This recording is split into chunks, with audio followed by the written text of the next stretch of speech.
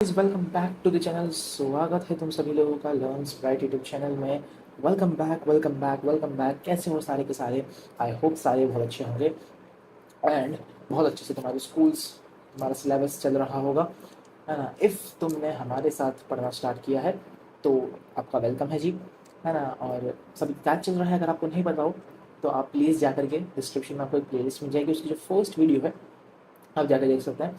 आपको पूरा इसका नॉलेज मिल जाएगा, है ना। और अगर आपने स्टार्टिंग से नहीं देखा है लेक्चर नंबर 1 से, तो प्लीज़ लेक्चर नंबर 1 से देखना स्टार्ट कीजिए ताकि आपका बहुत डिटेल में अच्छे से कवर हो जाएगा।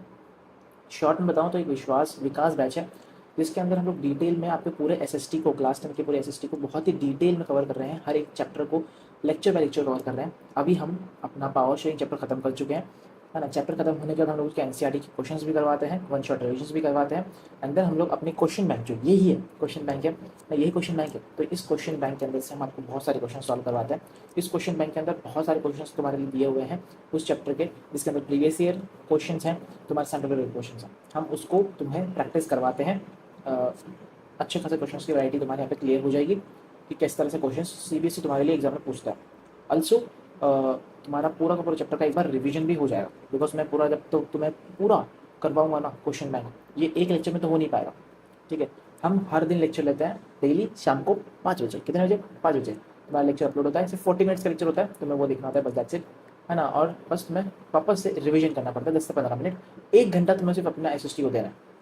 अक्टूबर एंड तक हम पूरा अपना पूरा सिलेबस कवर कर लेंगे, ठीक है। आज हमारा पहला चैप्टर हुआ है अभी, तो आई होप तुम लोग को ये एक मोटा मोटी मैंने बता दिया जिसको नहीं पता था, वरना आप फर्स्ट लेक्चर से देख सकते हो। आपको बहुत ही इन डेप्थ में डिटेल में मैंने बताया कि इस सब्जेक्ट में, इस बैच में आपको क्या क्या चीज़ें मिलेगी, कैसे करना है और एसएसटी को पढ़ना कैसे, वो सारी चीज़ें आपको फर्स्ट लेक्चर में मिल जाएगी। उसकी लिंक आपको डिस्क्रिप्शन बॉक्स में मिल जाएगी, आप चेक कर सकते हो। अब आज हम लोग स्टार्ट करने जा रहे हैं पावर शेयरिंग का क्वेश्चन बैंक सक्सेसफुली। आज हम लोग स्टार्ट करने जा रहे हैं, पहला चैप्टर खत्म हो चुका है हमारा पूरा, है ना। आप लोग क्वेश्चन बैंक से कुछ क्वेश्चंस देखेंगे एंड देन आप लोग आगे मूव करेंगे। कुछ क्वेश्चंस नहीं कहा मैंने, सॉरी, कुछ क्वेश्चंस नहीं, सारे क्वेश्चंस, जितने क्वेश्चंस हैं एक बार दिखा दूँ, देखो, ठीक है। बहुत ही प्यारी क्वेश्चन बैंक है।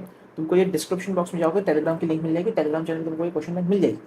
तुमको इस क्वेश्चन बैंक के अलावा इस क्वेश्चन बैंक का टेस्ट, एनसीईआरटी क्वेश्चंस, हमारे लेक्चर्स, इसके बाद तुम लोग को कुछ करने की जरूरत नहीं है, तुम्हारे 100/100 कहीं नहीं है, ठीक है। इस तरीके से तुम लोग को पूरी क्वेश्चन बैंक मिलेगी। यहाँ पे तुम लोग को लॉन्ग आंसर क्वेश्चन मिल जाएंगे, देख सकते हो, लॉन्ग आंसर क्वेश्चंस। देन ये रहे शॉर्ट आंसर क्वेश्चन, जैसे सीबीएसई तुम्हारे को पूछता है सेम एग्जैक्ट वैसे ही। और तुम लोग को एग्जाम आंसर कैसे लिख के आना है एग्जाम में, उस तरीके से भी तुम लोग को मैंने यहाँ पे आंसर्स प्रेजेंट किए हैं कि तुम लोग कैसे लिख कर आ रहे हैं आंसर्स एग्जाम के अंदर। जो लॉन्ग आंसर क्वेश्चन होता है ना, उसको एक एक पैटर्न होता है, एक फॉर्मेट तुमको फॉलो करना पड़ता है, उस तरह से तुमको लिखना है। और वो फॉर्मेट मैं तुम लोग को बताऊंगा कि क्या फॉर्मेट है और उस फॉर्मेट को कैसे फॉलो करना है, ठीक है, लॉन्ग आंसर्स के लिए। आज के दिन हम लोग आपके very short answer question cover कर लेंगे, कल हम लोग शॉर्ट आंसर क्वेश्चन कवर कर लेंगे एंड परसों हम लोग आपके पूरे लॉन्ग आंसर क्वेश्चन को कवर कर लेंगे, ठीक है। बहुत ही आराम से डिटेल में जा रहे हैं, मैं तुमको गारंटी देता हूँ इन 3 दिनों के बाद तुम्हारा पूरा का पूरा पावर शेयरिंग रिवाइज हो जाएगा। हम सारे क्वेश्चन को करेंगे, एक क्वेश्चन को भी मिस नहीं करेंगे। अच्छा, इसके अंदर क्या क्या है? सारे प्रीवियस ईयर क्वेश्चन हैं, सैम्पल पेपर के क्वेश्चन हैं, और दीक्षा पब्लिकेशंस जो है वहाँ के क्वेश्चंस भी कुछ इसमें इंक्लूड करवाए गए हैं। एंड सारे क्वेश्चन सब, हर एक वैरायटी का क्वेश्चन है, मतलब कि तुम्हारा पूरा चैप्टर रिवाइज हो जाएगा। स्टार्ट करते हैं, चलो ठीक है, बहुत हो गई इंट्रोडक्टरी बात है। अब हम लोग सीधे मूव करते हैं अपने फर्स्ट क्वेश्चन की तरफ। हाँ जी दोस्तों, हाँ जी, हाँ जी, हाँ जी दोस्तों, चलिए ठीक है। हम अपना स्टार्ट करने वाले हैं सबसे पहले तो वेरी शॉर्ट आंसर क्वेश्चंस के साथ, जो कि तुम्हारे अराउंड 1 से 2 मार्क के पूछे जाते हैं। मतलब अब तुम्हारे कुछ बेसिक डाउट्स भी होंगे, मुझे पता है तुम्हारे माइंड में आ रहे होंगे, उन बेसिक डाउट्स को भी मैं क्लियर करके चलता हूँ। वेरी शॉर्ट आंसर क्वेश्चंस में कितने लाइन का आंसर लिखना है भैया? 1 से 2 लाइन बहुत है। इसके जो क्वेश्चंस के आंसर्स होते हैं ना, ये 1 वर्ड आंसर्स होते हैं, 1 वर्ड आंसर्स। तुमको बस उसको एक लाइन में लिख देना, एक लाइन में लिख दो या 2 लाइन बना के लिख दो, बहुत है। 1 मार्क का क्वेश्चन आता है, कितना लिखोगे? ठीक, इतने काफ़ी। चलिए चलिए चलिए चलिए चलिए शुरू करते हैं, पहले क्वेश्चन की तरफ मूव करते हैं। क्वेश्चन नंबर 1, आई होप आप लोग देख पा रहे होंगे। Sharing of powers makes a country more powerful and United, justify the statement. Justify the statement, जो कि तुम्हारा दिल्ली गवर्नमेंट क्वेश्चन बैंक 2022 में ये पूछा गया हुआ सवाल है ना। और इस सवाल का इतना बड़ा आंसर हमें क्यों देखने मिल रहा है सर, पहले तो मुझे बताओ। देखो आंसर बड़ा देखने मिल रहा है, लेकिन मेरे को लिखना आंसर पूरा नहीं है, आंसर पूरा नहीं लिखना है। इसका एक पॉइंट भी लिख दोगे ना काफ़ी है। ये 3 पॉइंट्स हमको दिख रहे हैं, तीनों में से कोई एक पॉइंट लिख दो तुम्हारे को आंसर में, क्वेश्चन का आंसर। हाँ 3 पॉइंट्स दिख रहे हैं, उसमें से कोई एक पॉइंट भी लिख दोगे ना तुम्हें मार्क्स पूरे मिल जाएंगे। ठीक है। Sharing of powers makes the country more powerful and United. अब हम लोग पूरा पावर शेयरिंग चैप्टर में तो इसी साल में पढ़ रहे हैं। ठीक है। देखो मैं तुम लोग को हर एक क्वेश्चन पे थोड़ा टाइम इन्वेस्ट करूंगा, क्यों, ताकि तुम्हारा पूरा पावर शेयरिंग एक बार रिवाइज हो जाए, समझ रहे हो। तुम 1.5x पे डाल के देख रहे हैं है ना, हम थोड़ा आराम आराम से करेंगे ताकि तुम्हारा पावर शेयरिंग एक बार फिर से रिवाइज हो जाए। तुमने हमारे से पढ़ा है, कहीं से भी पढ़ा है, बट अगर तुम इस पूरे क्वेश्चन बैंक को देख लोगे 3 दिन बैठ जाओगे, तुम्हारा पूरा पावर शेयरिंग एक बार अच्छे से रिवाइज हो जाएगा। ठीक है।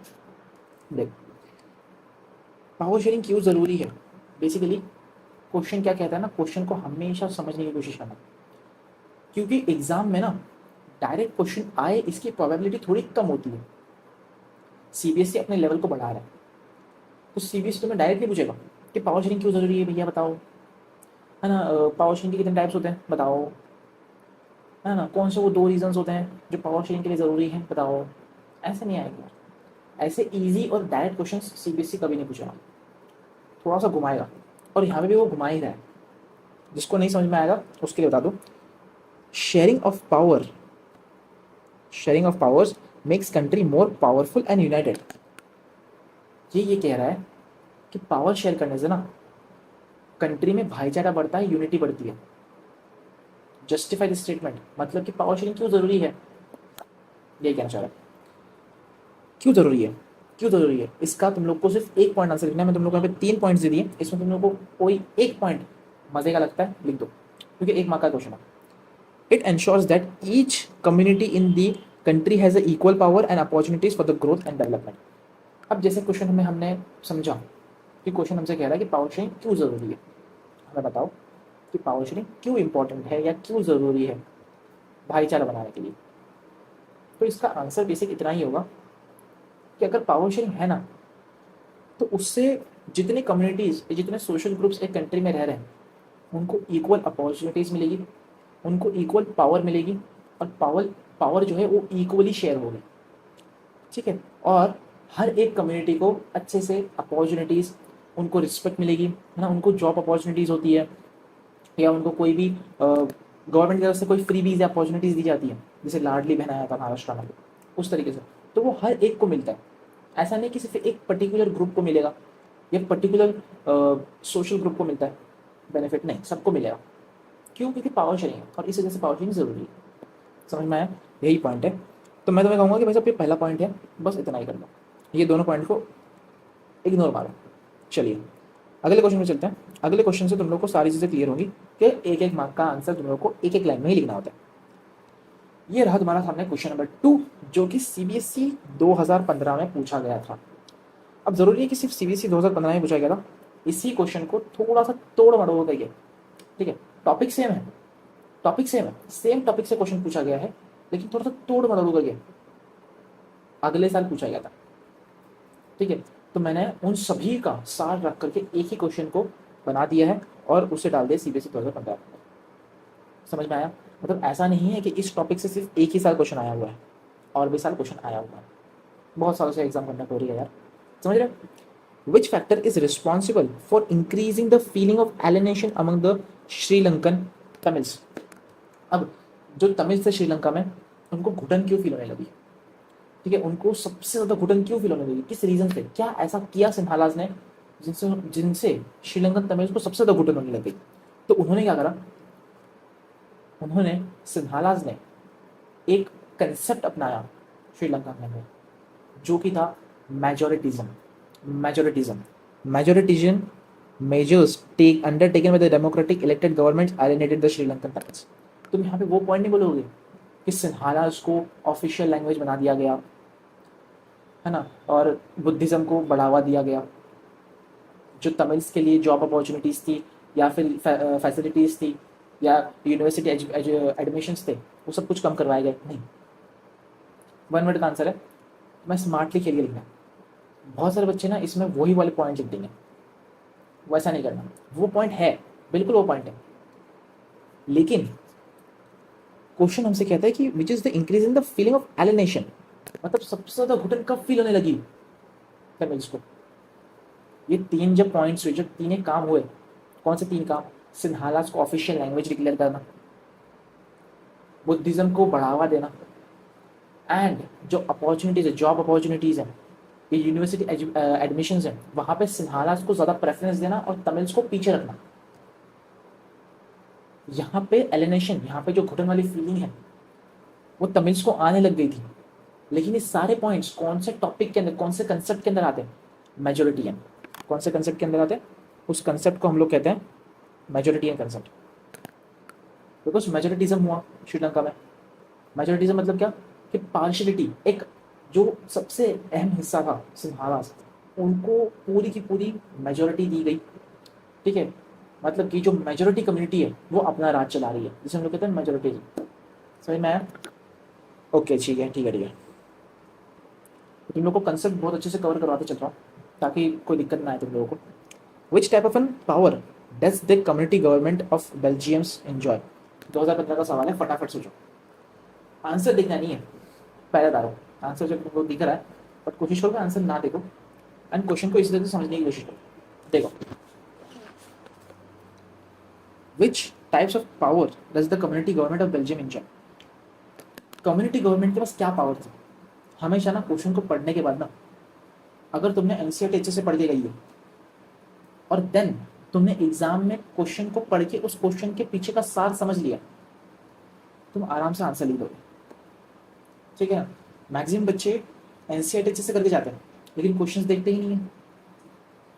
इस वजह से अगर सीबीएसई कोई कंफ्यूजिंग क्वेश्चन डाल दे, कोई ऐसा क्वेश्चन जो बहुत कंफ्यूज कर रहा है या इनडायरेक्ट क्वेश्चन, जबकि उसका आंसर उस बच्चे को पता है, लेकिन क्वेश्चन ही इतना डिफिकल्ट है या क्वेश्चन ही इतना कंफ्यूजिंग है या इनडायरेक्ट क्वेश्चन है, जिस वजह से उस बच्चे को उस क्वेश्चन को समझ में नहीं आया, जिस वजह से उस बच्चे को वो क्वेश्चन ही समझ में नहीं आया कि भाई उस क्वेश्चन के मैं आंसर लिखना क्या है, जबकि उसको आंसर पता था, लेकिन आंसर लिखना क्या है वो बच्चे को पता ही नहीं था, और इस वजह से वो फंस गया। ऐसा कई बार होता है। ये क्वेश्चन क्या कहना चाह रहा है? क्वेश्चन की सार को, क्वेश्चन के पीछे को समझने की कोशिश कर रहा है। क्वेश्चन यही कह रहा है कि भाई साहब, what types of power does the community government of Belgium enjoy? मतलब कि कम्युनिटी गवर्नमेंट जो बेल्जियम में बनी थी, उनके पास क्या पावर्स थी, क्या राइट्स थी? सिंपल है, the community governments enjoys the powers relating to matters regarding the culture, education and language of the peoples. Community government के पास वो सारी पावर थी, ठीक है, कि वो अपने कम्युनिटी को, अपने कम्युनिटी को, अपनी कम्युनिटी मतलब बेल्जियम में डच या फ्रेंच कम्युनिटी वाले थे। ठीक है, तो अगर फ्रेंच वालों की कम्युनिटी गवर्नमेंट है तो उनकी कम्युनिटी गवर्नमेंट सिर्फ फ्रेंच पीपल्स को देखिए। ठीक है, जो फ्रेंच पीपल्स हैं उनके जो फेस्टिवल्स हो रहे हैं या उनका कोई कल्चर है उसको प्रिजर्व करना, उनके कल्चर को मरने नहीं देना, है ना, उनके कल्चर को जिंदा रखना, उनके कल्चर को प्रमोट करना, उनके कल्चर को बढ़ावा देना, है ना, उनके फेस्टिवल्स कंडक्ट करवाना।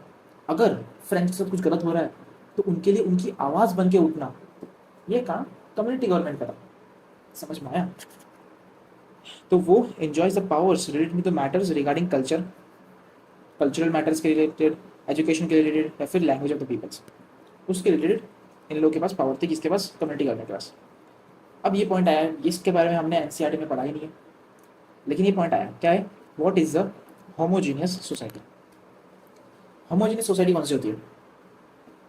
होमोजीनियस, यहाँ पे ना सबसे पहले वर्ड समझो, होमोजीनियस क्या होता है। अगर तुम होमोजीनियस वर्ड समझ जाओगे ना, तुमको आंसर फटाक से मिल जाएगा। होमोजीनियस वर्ड समझाना, देखो दो टाइप्स के वर्ड्स होते हैं, एक होता है होमोजीनियस और उसी का उल्टा होता है हेटेरोजीनियस। होमोजीनियस मतलब सेम लोग, सेम चीज़ है, इसको हम लोग कहते हैं होमोजीनियस। उसको हम लोग क्या कहते हैं? होमोजीनियस। अगर तुम एग्जाम्पल समझते हैं, एग्जाम्पल समझो। अगर तुम एक रेडी वाले के पास जा करके नारियल पानी दे रहे हो, ठीक है, नारियल पानी दे रहे हो, अगर किसी रेडी वाले के पास जा करके, लोकल शॉप वाला है, ठीक है, जो नारियल तोड़ करके तुम लोग को फ्रेशली नारियल पानी देता है, अगर तुम उनके पास जा रहे हो, है ना, और वहाँ से नारियल पानी ले रहे हो, सिमिलरली अगर कोई बंदा शॉप में जाकर के या मॉल में जाकर के, वहाँ पे भी अभी आजकल ब्रांड्स के कैप्स आते हैं, ब्रांड्स अपने बॉटल्स बेचती हैं नारियल पानी के लिए, जैसे रॉ की बॉटल है, रॉ की है, काफ़ी और ब्रांड्स हैं, वो लोग अपनी बॉटल्स बेचते हैं नारियल पानी की ब्रांडिंग करके, 100% कोकोनट ऑयल बॉटल, राइट। तो अब मुझे बताओ दोनों में फ़र्क क्या है? जो तुमने बॉटल का कोकोनट वाटर लिया 30-40 रुपए का, 30-40 भी नहीं, बहुत कम मिल गया, 100 रुपये, 100 रुपये की जो तुमने बॉटल ली कोकोनट वाटर की, या 60 रुपीज़ का असली नारियल लिया, दोनों में फ़र्क क्या है? कुछ नहीं, दोनों नारियल पानी ही है, दोनों है तो नारियल पानी ही ना। ठीक, अब अगर मैं नारियल पानी उसी को बॉटल में डाल करके 100 रुपये का बेचूँ तो वो, और उस पर ब्रांड का नाम लगा दूँ, बट है तो एक्चुअल में नारियल पानी, तो वो नारियल पानी हो गया, वो हो गया कोकोनट वाटर। अगर तुम एक्चुअल असली कोकोनट ले रहे हो, असली नारियल ले रहे हो और उसका पानी निकाल रहे हो, तो वो भी कोकोनट वाटर ही हुआ ना, दोनों है तो कोकोनट वाटर ही। तो इससे हम क्या कहते हैं? Homogeneous, similar, same same, homogeneous, समझ में आया? और एक होता है हेट्रोजीनियस, जो एकदम ही डिफरेंट होता है। अब जैसे तुमने अगर नारियल पानी ले लिया किसी ब्रांड का, और वही किसी ब्रांड का तुमने एप्पल जूस ले लिया, तब दोनों है तो डिफरेंट ही, भले तुमने सेम ब्रांड का लिया, लेकिन है दोनों डिफरेंट ना। एक है नारियल पानी, एक है एप्पल जूस, है दोनों डिफरेंट, तो क्या है? हेट्रोजीनियस। इनको वर्ड का मतलब समझ में आया, होमोजीनियस हेट्रोजीनियस का। तो अब मुझे खुद सोच के बताओ कि व्हाट इज होमोजीनियस सोसाइटी, क्या होगा? होमोजीनियस मतलब सेम सेम, मतलब ऐसी सोसाइटी जहाँ पे सेम लैंग्वेज के लोग, सेम कल्चर के लोग रहते हैं और सेम रिलीजन के लोग रहते हैं, right. It is society which shares a common language, ethnicity, ethnicity मतलब कि उनका कल्चर, एथेंटिसिटी कल्चर, उनका लैंग्वेज, उनका बोलने का तरीका, उनका कल्चर, क्या कहते हैं उसको, रिलीजन, एथेंटिसिटी, कॉमन लैंग्वेज है, एथेंटिसिटी है, कल्चर है। जैसे कि example Japan and south Korea, वहाँ पे सिर्फ लगा के लोग रहते हैं। जैसे कि इंडिया है, वहाँ पे अलग रिलीजन्स के लोग रहते हैं, डिफरेंट रिलीजन्स के लोग रहते हैं, डिफरेंट लैंग्वेज बोलने वाले लोग रहते हैं, ठीक है। तो ये हमारी कंट्री क्या हो गई? Heterogeneous society. समझ में आया? तो वर्ड का मतलब समझ लेने का, बाकी चीज़ें क्लियर हो जाती है। अच्छा, अब आ गया क्वेश्चन तुम्हारा सीबीएसई 2016 का। नज़र मारो, नज़र घुमाओ सीबीएसई 2016 के क्वेश्चन पे क्या बोलता है? What does the system of checks and balances ensures in power sharing? Checks and balances, checks and balances क्या होता है? चेक्स एंड बैलेंसेस मतलब क्या? चेक्स एंड बैलेंसेस, हर क्वेश्चन के पीछे, पहले हर क्वेश्चन को पढ़ के, हर क्वेश्चन के पीछे का एक सार होता है, उसे समझना बहुत ज़रूरी है। वो समझ जाओगे तो क्वेश्चन समझ जाओगे।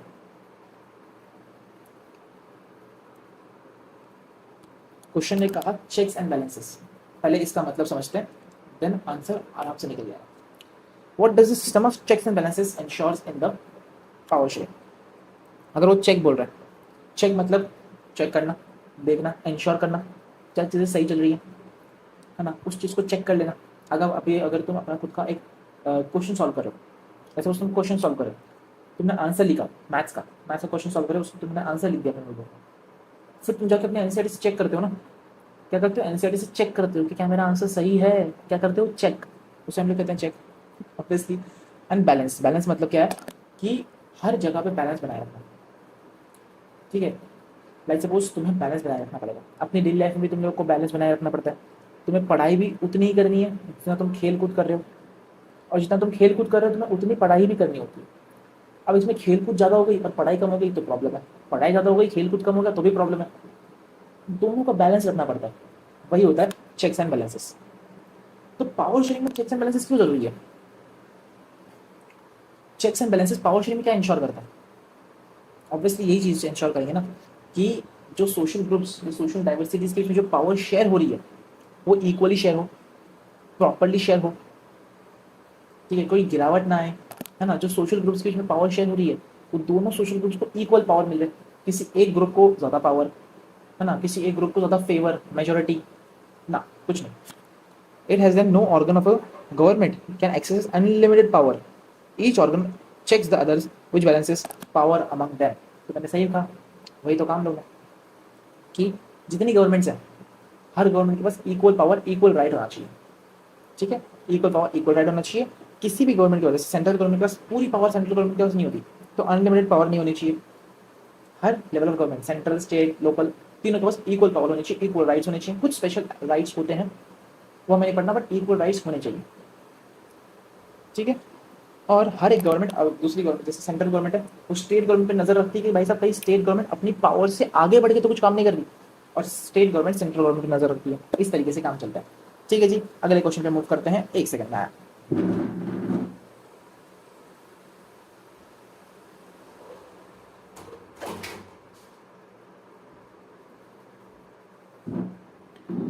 Okay okay okay okay okay okay, चलो अगला क्वेश्चन। डिस्ट्रैक्ट नहीं होना भाई, फोकस फोकस फोकस, यहाँ यहाँ ऊपर फोकस, है ना। Why is the power sharing good for democracy, explain one reason. 2019 में सवाल आया था, पावर शेयरिंग डेमोक्रेसी की कुछ है। ये हम बहुत ही समय से, लाइक हमने जितने टॉपिक्स पढ़े पूरे चैप्टर के अंदर, हम हर जगह पे इस पॉइंट को पढ़ रहे हैं कि पावर शेयरिंग डेमोक्रेसी के लिए क्यों अच्छी है। ऑब्वियस सी बात है, पावर शेयरिंग डेमोक्रेसी के लिए इसलिए बेटर है क्योंकि डेमोक्रेसी है, मतलब कि हर गवर्नमेंट के पास इक्वल पावर्स, इक्वल राइट्स होंगे, सबके पास इक्वल राइट्स शेयर हो रहे होंगे। तो पावर शेयरिंग इस वजह से जरूरी है, ठीक है। Power sharing reduce the possibilities of conflict with in social groups and ensures political stability of the democracy. Each government के पास, ईच सोशल ग्रुप्स के पास इक्वल राइट्स, इक्वल पावर्स होने चाहिए, ठीक है। किसी को ज़्यादा पावर नहीं देनी है, किसी को कम पावर नहीं देनी है, सबके पास equal power, equal balance, equal respect होनी चाहिए, ताकि यूनिटी और भाईचारा बना रहे। तो पावर शेयरिंग क्या करती है, इसी चीज़ को बढ़ावा देती है ना। और अगर ये चीज़ ना हो तो कॉन्फ्लिक्ट्स होंगे, उस कॉन्फ्लिक्ट से बचाती है कौन, पावर शेयरिंग।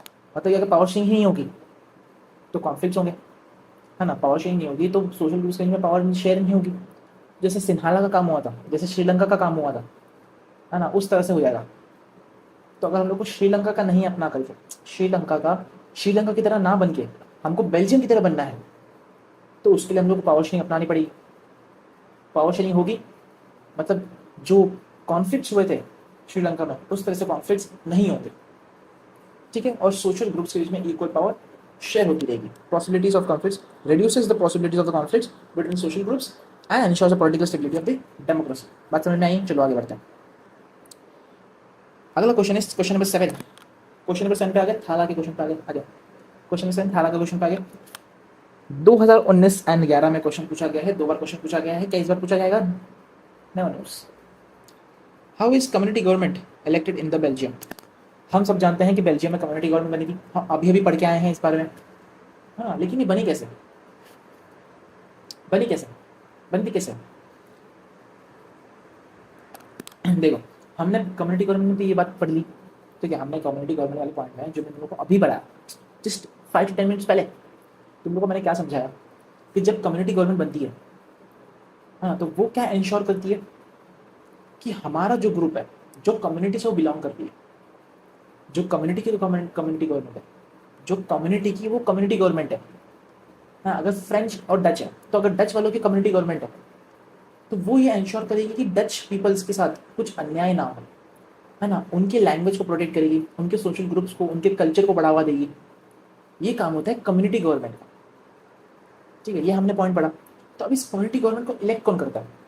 ऑब्वियस सी बात है, उसी कम्युनिटी के लोग ही इलेक्ट करेंगे, राइट। मतलब कि अगर डच की कम्युनिटी बननी है, डच की कम्युनिटी गवर्नमेंट बनानी है, तो जितने भी डच पीपल्स हैं वो सारे के सारे एक डच कम्युनिटी गवर्नमेंट फॉर्म करते हैं, वही लोग इलेक्ट करते हैं।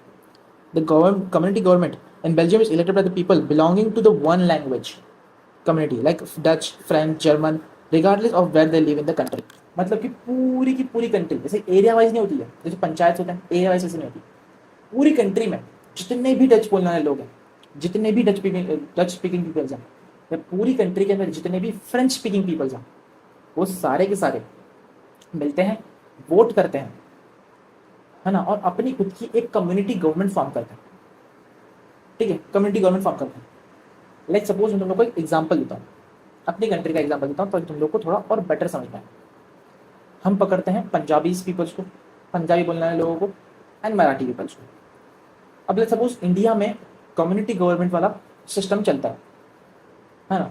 तो अगर हम मराठी पीपल्स हैं, ठीक है, अगर मराठी लोग हैं, तो मराठी को, अगर मराठी कम्युनिटी को अपनी खुद की एक कम्युनिटी गवर्नमेंट बनानी है, मराठी कम्युनिटी गवर्नमेंट बनानी है, तो इंडिया में जितने भी मराठी बोलने वाले लोग होंगे, जितने भी मराठी स्पीकिंग पीपल्स होंगे, वो सारे के सारे मिलेंगे एंड वो लोग वोट करेंगे, है ना, ताकि वो एक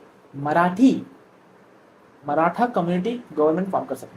सिमिलरली अगर पंजाबीज को अपनी खुद की एक कम्युनिटी गवर्नमेंट बनानी है, उसके लिए पूरी कंट्री में जितने भी पंजाबी लोग हैं, जितने भी पंजाबी स्पीकिंग पीपल्स हैं, वो सारे मिलेंगे एंड वो लोग वोट करेंगे, वही लोग वोट करेंगे और वही लोग इलेक्ट करेंगे अपने लिए एक पंजाबी कम्युनिटी गवर्नमेंट। बात समझ में आई? क्लियर हुआ? डन हो गया? चलो ठीक है, आगे बढ़ते हैं। अगला question, why was there an acute problem in Brussels during 1950s and 1960s between the two communities? हमने ये बात पढ़ी कि भाई देखो, बेल्जियम में भी स्टार्टिंग में कॉन्फ्लिक्ट्स हुए थे, बेल्जियम में ब्रुसेल्स के अंदर। क्यों हुए थे? हमने एक चार्ट देखा था, वो चार्ट अभी मेरे पास है नहीं यार, और देखा था तुम लोगों को। हमने एक चार्ट पढ़ा था, याद करना उस चार्ट को, शायद मेरे पास है, एक सेकंड देखने को है क्या। हाँ जी ये रहा, हाँ जी ये रहा। हाँ हाँ हाँ हाँ हाँ हाँ हाँ। हम्म, हमने देखा था, हमने क्या देखा था कि ब्रुसेल्स में 80% फ्रेंच बोलने वाले लोग रहते थे और 20% डच बोलने वाले लोग रहते थे। तो क्वेश्चन हमसे क्या कहता है, थोड़ा क्वेश्चन के सार को समझना। क्वेश्चन क्या था कि why was there an acute problem in Brussels. यहाँ पे ब्रुसेल्स की बात हो रही है।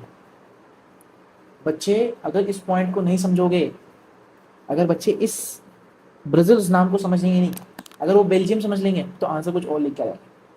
यहाँ वर्ड लिखा हुआ है ब्रुसेल्स, मतलब कि बेल्जियम की कैपिटल सिटी की बात हो रही है।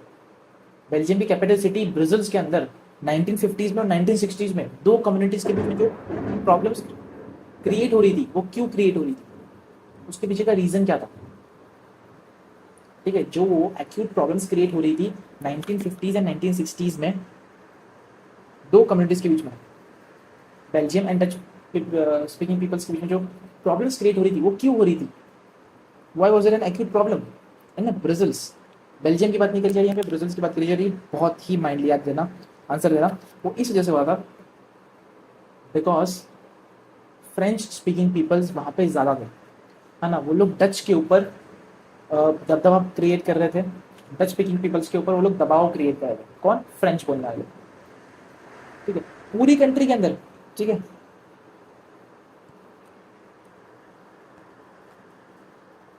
पूरी कंट्री के अंदर डच 59% थे और फ्रेंच 40% थे। लेकिन लेकिन लेकिन लेकिन लेकिन जो उनकी कैपिटल सिटी थी ब्रुसेल्स, बेल्जियम की कैपिटल सिटी ब्रुसेल्स, वहां पे फ्रेंच बोलने वाले लोग 80% थे और डच बोलने वाले लोग 20% थे। आई होप तुम्हारा एक क्विक रिवीजन हो गया होगा। ठीक है, आंसर पढ़ते हैं। There was an problem in Brussels in 1950s and 1960s because the Dutch speaking people constituted majority in the country but they were minority in the capital। ठीक है, यहाँ पे एक गलती हो गई छोटी सी, एल भी है यहाँ पे।